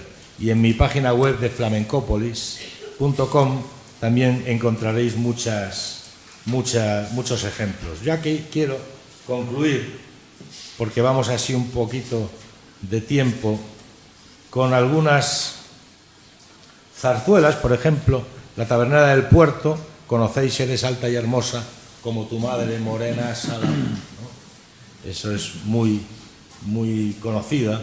Salero de España, que es una zambra famosa de Quintero, León y Quiroga. Salero de Cádiz, un pasacalle, ¿no?, de Fondeanta. Gracia, Salero y Tronío, otro pasodoble de Avellán. Gracia, Donaire y Salero, un bolero de Lizón y Baeza. La sal de la tierra, que es una zarzuela en un acto de Manuel de Labra Pérez. La sal por arrobas. Y ya en el flamenco hablaríamos de diferentes letras que, por ejemplo, el Mirabrás.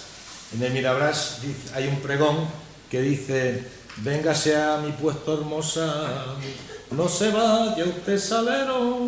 Habla de salero refiriéndose a la persona. No se, es uno que vende y dice: venga usted a mi puesto hermosa, no se vaya usted salero. Salero como piropo, ¿no? Como no te vayas salero, ¿no? Después, Bahía de San Fernando, Chiclana y Puerto Real. Yo sé que hay tierras bonitas, pero no con tanta sal, ¿no? O sea, la sal realmente son Chiclana, la isla y Puerto Real. Aunque las salinas, bueno, San Fernando, la isla, Puerto Real, si vais por allí las veis, ¿no? Porque ya lo ha comentado Juan, pero vamos, ahí pasando la carretera que pasas hacia Cádiz, yendo hacia Algeciras, allí ves las montañas de sal, ¿no?, que es una pequeña industria que aún se conserva allí, ¿no? Y realmente es curioso como la sal y la música. Yo que he vivido en Austria muchos años, en Viena en particular, pero claro, yo tengo mucha relación con Mozart y con Salzburgo, ¿no?, que es otra ciudad de sal, ¿no?, en este caso de interior, ¿no? Porque la sal de interior también es algo muy interesante. Ya en un encuentro que estuve con vosotros también, ¿no?, hablamos mucho de la sal de interior, que para mí fue revelador. Yo me estoy aficionando mucho a esto de la sal por mor de las invitaciones que me hace Emilia para estos encuentros, y la verdad que te lo agradezco mucho, porque hoy he disfrutado un montón, además, con lo que ha contado Juan, porque me siento muy identificado con todo eso, aunque yo desde la música parece que es algo muy lejano, pero realmente estamos viendo que no, que la sal forma parte de nuestro temperamento. O sea, es tan importante para nuestra cultura que han logrado formar parte de nuestro temperamento, o de definirlo, ¿no? Nuestro temperamento se define como sal, somos salados, ¿no? Y bueno, ya acabo con alguna letra más. Bueno, esta de Los gitanitos del puerto, que os he comentado antes. Por un lado está la sal, válgame Dios compañera, por otro el vino del puerto, y en medio queda el penal. O sea, el puerto Santa María es la sal, el vino y el penal, el famoso penal del puerto, ¿no? Y bueno, pues esto, mi contribución a vuestro encuentro, que muchas gracias de nuevo por la invitación y gracias por la atención.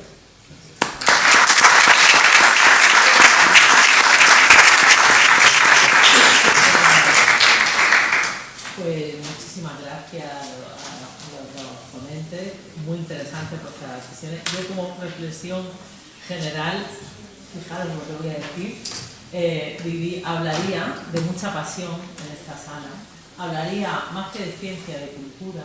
Creo que muchas de las cosas que han reivindicado ambos tienen más que ver con la cultura que con la ciencia y con la investigación, aunque estemos en el contexto científico. Y aprovecho también para reivindicar, para seguir la línea reivindicadora, algo que no pensaba que iba a ocurrir en esta mesa, os lo confieso, pero al final pertenecemos a un mundo donde estamos todo el día, bueno, no sé, nos sentimos como la minoría y poco reconocido por nuestros ambientes políticos en múltiples sentidos, porque pensando en las últimas elecciones veíamos los debates y yo decía, no sé qué voy a hacer, porque ni se habla de universidad, ni se habla de I+D, ni se habla de cultura en ninguno de los debates políticos que hemos podido ver hace 15 días. Digo, pues a lo mejor nos tenemos que retirar porque, pero más allá de esa visión, a lo mejor menos por, bueno, si queréis un poco, bueno, que siempre, como dice el compañero, hay que aprovechar estos foros para reivindicar ideas.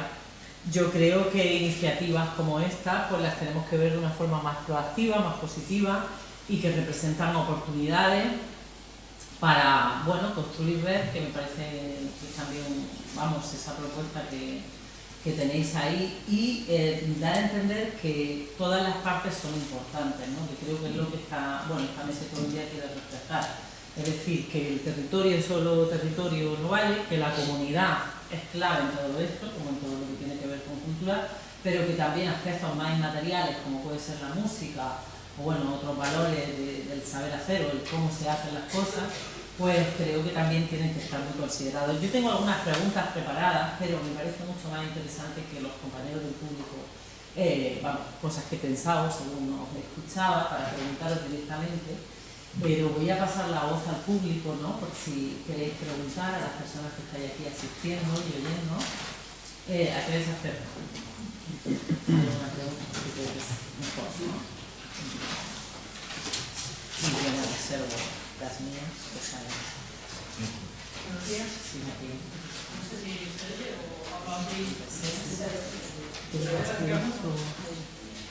Bueno, soy Saskia Hueso, del Instituto del Patrimonio y los Paisajes de la Sal, el culpable del peso, parte del peso que tienen en sus bolsas, me parece. Y ya lo lamento, pero creo que les gusta. Quiero felicitar a los dos ponentes por esa visión tan apasionada que compartimos todos, que hemos sido quitados por el virus de la sal. Creo que no tenemos remedio, lo llevaremos de por vida. Y felicitar también por el contenido tan profundo e intenso que han transmitido. Ya dicho esto, preguntar a Juan Martín más concretamente sobre este último proyecto que ha presentado. Has mencionado que vais a trabajar también con salinas y humedales salados de interior para la ruta del Atlántico Oriental. ¿Me puedes explicar un poquito más en qué consiste, en qué espacios estáis trabajando y qué tipo de trabajo desarrolláis? Bueno, de momento ha sido una primera aproximación, porque este proyecto nace de mi indignación, la verdad, porque BirdLife International, que es la entidad más importante de conservación de la naturaleza en el mundo, después de la UICN, pone en marcha un proyecto que se llama Salt Pan Recovery Project y la bahía de Cádiz no existe. Entonces digo, pero perdona, o sea, esto no puede ser. Tenían una pica en las salinas del Cabo de Gata, que son extraordinariamente importantes y clave, por supuesto, pero yo les decía, como trabajo con ellos desde mi profesión, que soy ambientólogo y me dedico a la conservación fundamentalmente, les decía, el Cabo de Gata es fundamental, pero la bahía de Cádiz tiene que estar. Entonces, por casualidades, salió mal en Cabo de Gata, no les fue bien con la empresa, con Salins, se gastaron un montón de dinero y no hicieron nada. Entonces nosotros nos colamos en el último momento con SEO, con la Sociedad Española de Ornitología, y hemos hecho un proyecto demostrativo en la bahía de Cádiz, en la Salina de la Esperanza, pero que, como me tienen que matar, hemos invertido más dinero del que nos habían dado. O sea, Salarte ha invertido más dinero del que nos habían dado, he traído aquí algún material. Entonces, la semana que viene celebramos unas jornadas, hemos hecho un póster, hemos hecho un documental que, por cierto, Faustino, está musicado por mí y que si queréis lo presentamos la semana pasada. O sea, el fin de semana pasado lo presentamos en el Congreso Español de Ornitología y hemos hecho una sevillana salinera en la Salina de la Esperanza, tocada por mí y en fin.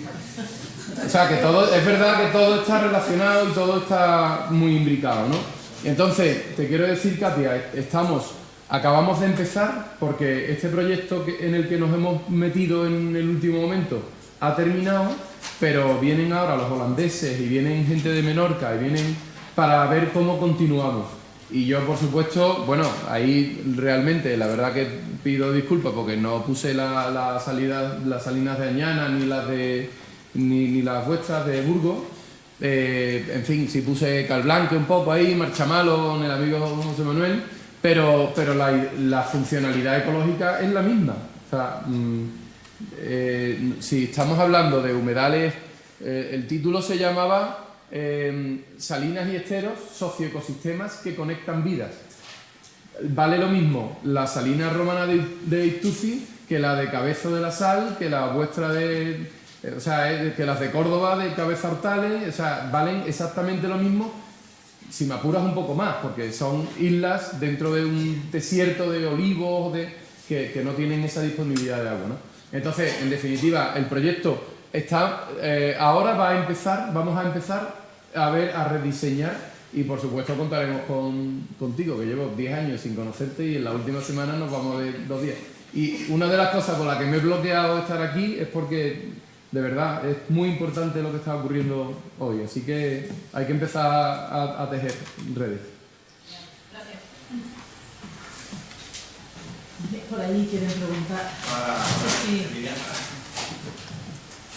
Miguel Mellado de Casar, luego vais a hablar por la tarde con Casar y mucho saber. Luego lo veremos. Pero para Faustino, en Córdoba empezamos a hablar de sal y de música y flamenco, con Andalucía, con Katia y Miriam y muchos más amigos. No te lo pude preguntar porque estábamos en otro taller, era otro esquema. ¿Por qué la sal no tiene un estilo propio de canto?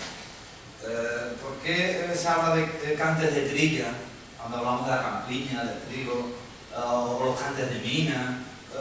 Hay alguna cultura del trabajo en el ámbito de lo rural que tiene más o menos unos estilos, y sin embargo, siendo la sal y el salero tan importantes de la música, no hay un estilo definido de... Y nosotros hemos hecho una recopilación de coplas y de paros flamencos que en el ámbito de Pepe Marchena y toda la gente que cantaba por Córdoba hacían mención a algunas de las salinas, pero no hay un estilo propio, no hay un cante del salinero que se queja. Las salineras, no existe. Que cante por salineras, ¿no? Pero no existe. Cuenta, sí. Bueno, los cantes de labor son cantos tradicionales que se han reinterpretado de forma artística por los flamencos. El cante de las minas no lo cantan los mineros.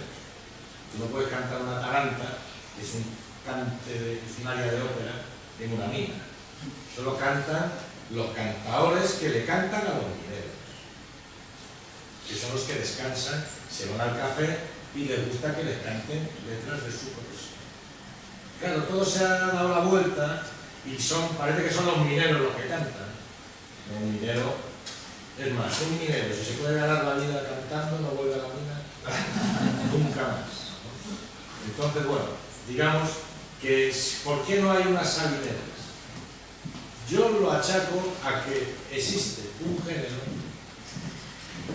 un complejo genérico, que son las cantinas, el mirabrás, las romeras, los caracoles, las alegrías, que de alguna forma son los que ya le dan ámbito musical a las salinas. Y seguramente no habrá habido un salinero o un canto tradicional en el que se hayan podido inspirar los flamencos para sacar, si no lo hubieran hecho. Quizá no es una profesión, por el trabajo duro, por el sol o por lo que sea, que no sea muy propicia para cantar mientras estás trabajando, no lo sé, la verdad. Pero si hay cantos de salineros, de trabajo, es raro que los flamencos no lo hayan cogido para hacer un estilo. Y si no lo han hecho es porque no abundan, y por otra parte también porque ya te digo que hay un grupo de estilos del flamenco que cubre con creces todo ese ámbito de lo que es el salero y la sal. Lo achaco un poco a eso. ¿Alguna pregunta de compañeros? Sí, voy a... ¿Esto no se oye?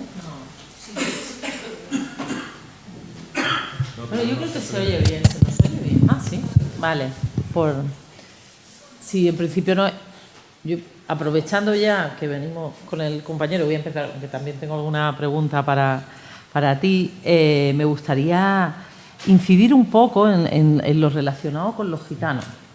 Sí. Porque, bueno, has incidido mucho en el sur, en la relación de los gitanos, y yo aquí pienso mucho también en la cultura romaní y en todo lo que tiene que ver con otros países que nada tienen que ver con España, como bien sabes, porque los gitanos no es algo solo español ni por asomo, ¿no? Es una cultura bastante más amplia y bastante más extendida, ¿no? Y me preguntaba si tú sabías si de la zona este de Europa encontrábamos también este tipo de construcciones, no sé si vinculadas tan directamente al flamenco, ¿no?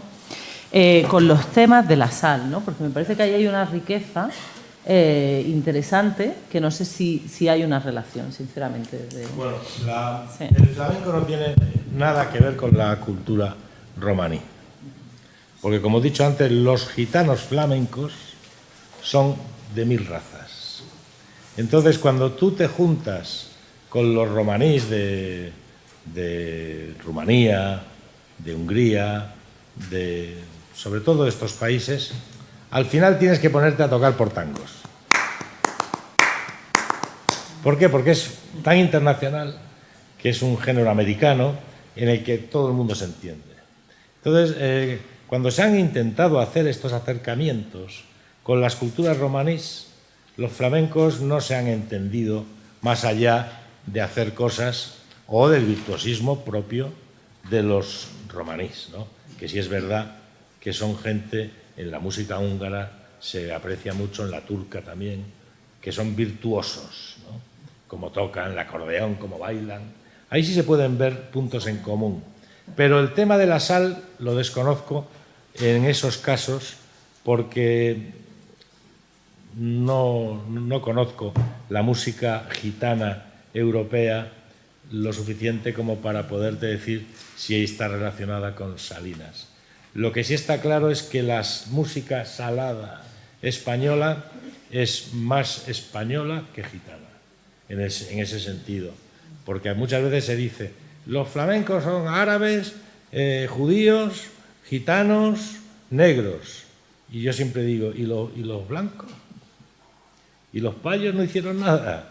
No, lo digo porque se canta en castellano, se canta en español. Y las tres columnas que sujetan el folclore y el flamenco son el fandango, la jota y la seguidilla, que son estilos españoles, que se practican en toda España. Entonces, a veces se deja un poco de lado al payo, por así decirlo, ¿no? Al payico, ¿no? Muy bien. No sé si queréis añadir algo y si no, yo pensaba hacer alguna pregunta técnica en relación, esta presentación se acerca más a la gestión medioambiental, desde un lado muy apasionado, que es el de la ONG, y que además compartimos profundamente, pero me voy a pasar casi a mi lado más académico y lo que tiene que ver con las investigaciones nuestras, relacionadas con temas de sostenibilidad, porque has hablado mucho y me parece muy atractivo el enfoque de la gastronomía y cómo puede contribuir a hacer eso como una especie de altavoz de la multidiversidad, de la biodiversidad y de las oportunidades.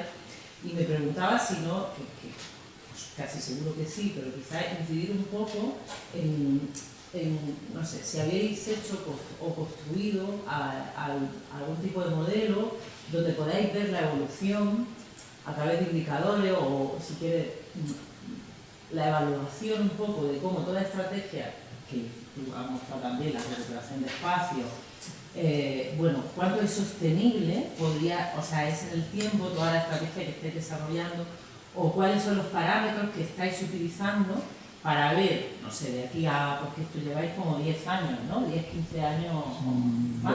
Salar desde el 12 y yo yo llevaré 15 años. Siendo generoso, porque entiendo que además estos procesos son largos y más cuando es la voluntad de la gente, pues eso, 10, 15 años.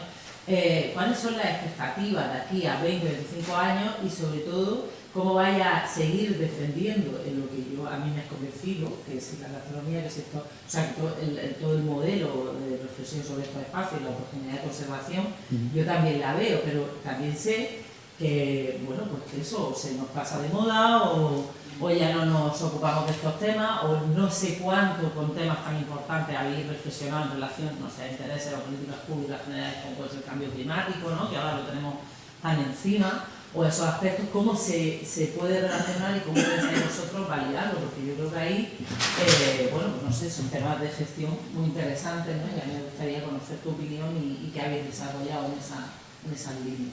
Bueno, evaluativa, ¿no? Podemos decir. Nosotros hemos, fruto de los distintos proyectos que hemos desarrollado, hemos hecho estudios validados por científicos en los que hemos hecho muestreos, valoración ecosistémica y un poco por ahí van los tiros, ¿no? Es decir, y voy desde la hora hacia atrás.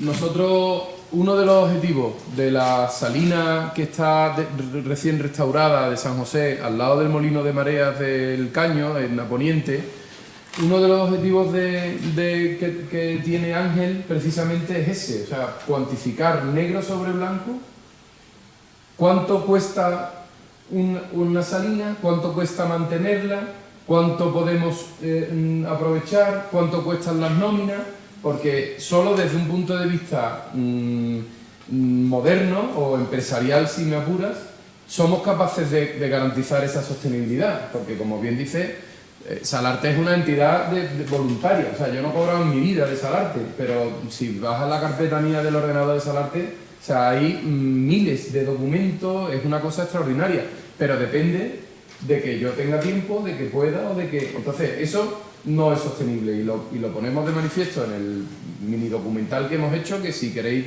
después os lo dejo para que lo pongáis en algún momento, dura 9 minutos. O sea, las salinas tenemos que gestionarlas con los criterios del siglo XXI. O sea, es imposible que volvamos a plantearnos solo sacar flor de sal, o solo sacar sal, o solo hacer visitas turísticas, o solo sacar pescado, o solo... Entonces, tenemos que buscar una explotación multidimensional.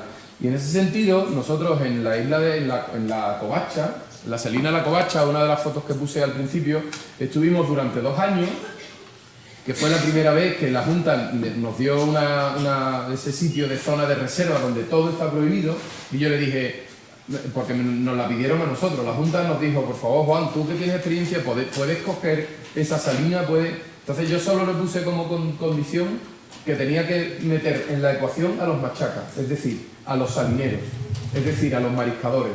Entonces le decía, yo tengo que hacer muestreo, o sea, yo tengo que poder garantizarles una explotación económica a estos señores, y demostramos, o sea, la Junta hizo un esfuerzo normativo, porque en una zona de reserva no se podía pescar, y pescamos, no se podía hacer turismo ornitológico, y lo hicimos, y no se podía hacer acciones de voluntariado, claro, es muy fuerte, y lo hicimos, y eso está en documentación oficial, que desde ya, Emilia, todo lo que yo estoy hablando, os lo paso para que sirva para lo que queráis. Entonces, durante 2 años, sin pagarle ni un duro nosotros, Salarte, a los mariscadores, estuvieron viviendo 2 familias de esa isla, de 26 hectáreas y media, sacando pescado y haciendo visitas turísticas. ¿Cuál era el truco? Bueno, pues que hacíamos, no se podía decir que estaban pescando, estaban muestreando.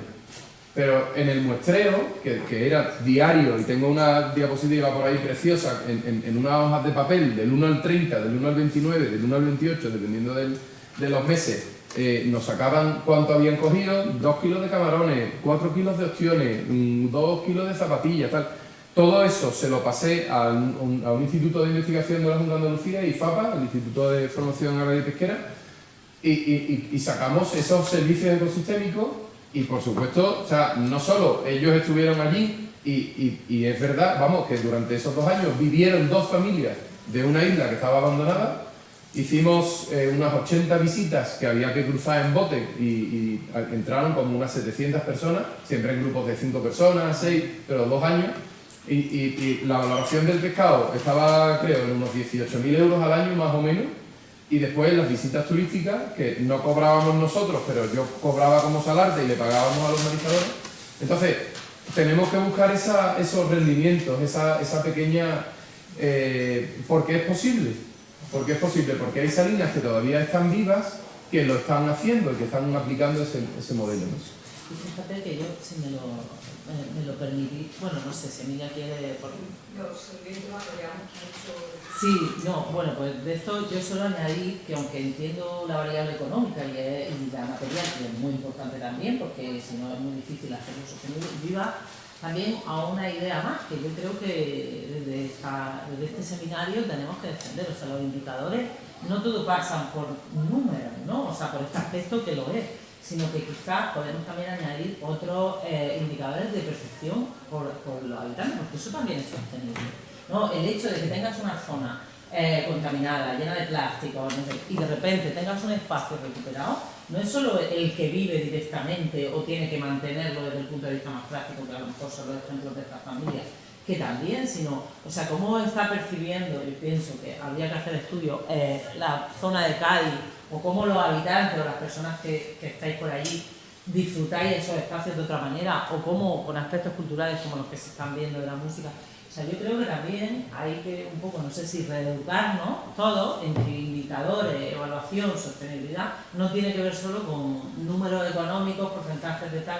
y no sé si en esa línea pues se podrían, o cómo en los colegios se están incorporando, ¿no? Que has puesto muestra, o bueno, no sé, otro tipo de Sí, yo termino muy rápido. O sea, hemos hecho esos modelos, ahora vamos a empezar a trabajar, a valorar los servicios ecosistémicos con José Luis Oviedo, con el CSIC, de una salina, de un espacio salinero, pero y yo estoy totalmente de acuerdo contigo. O sea, yo he hecho eso, yo odio el dinero, literalmente. O sea, no me interesa para nada, pero al final te das cuenta, y de un Ángel León y de cualquier tío con sentido común que te diga, Juan, cuando te canses, ¿qué pasa con la salina? Entonces, en un mundo en el que los políticos lo están diciendo que no hay valor ninguno, no hay ninguna... Entonces, todos sabemos que la biodiversidad genera, bueno, todo, o sea, desove de especies piscícolas comerciales, esos servicios ecosistémicos de los que hablamos. Pero eso, en el mundo real, y me duele decirlo, no va a ningún sitio. O sea, las salinas se van a morir si dependen de Pedro Sánchez, de Pablo Casado, de Abascal o del otro. O sea, es que se van a morir, porque no, la poesía en este mundo del diablo no cuenta. O sea, estamos en un mundo en el que... Entonces, tenemos que intentar buscar micromodelos, que es para lo que nació Salarte, además, porque coño, que animar a otras ONG, animar a pequeños emprendedores, animar a poner en marcha pequeñas iniciativas que no te van a hacer rico, pero puedes buscarte la vida de una forma totalmente honesta, ¿no? Y es que todo lo que no pase porque sean autosuficientes, el punto de partida de una salina lo es. O sea, es decir, la Universidad de Cádiz está archidemostrado que multiplica los índices de biodiversidad. Uno de los pocos ejemplos de un espacio transformado por el ser humano que tiene un impacto positivo para la biodiversidad. O sea, eso está demostrado y tenemos incluso estudios de hace 6 meses de lo que hemos hecho en la salina de la Esperanza. Pero son espacios transformados que hace 2000 años, 1500, 500 o 200, con el furor salinero, se transformaron para crear una empresa. Entonces, a mí me parecería fenomenal que vivir en un país en el que el molino de mareas, el Caño, fuera un museo de los molinos de marea. Pero es que si están cerrando camas de hospitales y no sé si vamos a cobrar pensiones, que yo soy autónomo y no creo que las cobre, o sea, ¿cómo nos podemos permitir ese lujo? Entonces, a mí me parece, y me abrió un poco de una ventana del pragmatismo, insisto, o sea, la pureza de Ángel León, no estoy vendiendo la moto porque no me... O sea, es alucinante que un tío que no tiene nada que demostrar, se dedique en cuerpo y alma a buscar la sostenibilidad de su empresa en un sitio que es una puñetera ruina. Entonces, creo que tenemos que seguir ese ejemplo. O sea, montar una pequeña tiendecita como la gente de Stren, montar, bueno, el tema del Valle Salado de Doñana, que en 50 kilómetros a la redonda no encuentras un hotel durante la época de la cosecha de sal. O sea, pero o lo hacemos autosuficiente o seremos un bulto sospechoso. Si queréis, está súper interesante. Vamos con retraso y se ha planteado el seminario, los cafés en conjunto y la comida para seguir con el debate, ¿vale? Entonces siento cortarla, pero es que si no, quitamos tiempo a los... O sea, estaríamos debatiendo todo el rato. Totalmente. Entonces, muchísimas gracias. Seguimos hablando en el café que está...